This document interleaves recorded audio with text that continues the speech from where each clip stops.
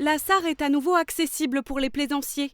La saison fluviale redémarre et l'association Lorraine est déjà sur les chapeaux de roue. Cette année encore, l'objectif reste le même, obtenir pour la 21e année consécutive le label Pavillon Bleu, dont l'association est si fière. En plus de ce challenge, d'autres projets sont bien évidemment dans les cartons.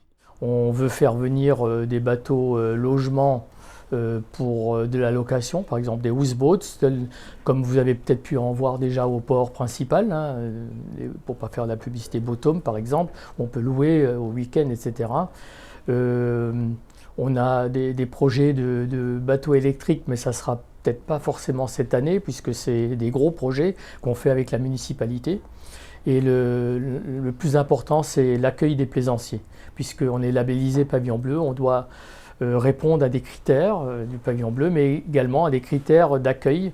C'est comme si vous allez dans un camping 5 étoiles, donc on a un accueil personnalisé par nos capitaines ici. À l'occasion de l'Assemblée générale de Lorraine, une représentante de Terre d'Eau, qui promeut les canaux et le tourisme fluvestre du territoire, est venue prendre la température, non pas de l'eau, mais des aménagements existants pour réaliser un état des lieux du secteur. Pour cette saison, on souhaiterait vraiment faire un état des lieux de l'existence sur l'ensemble du territoire, donc Sarreguemines plus le territoire de Terre d'Eau.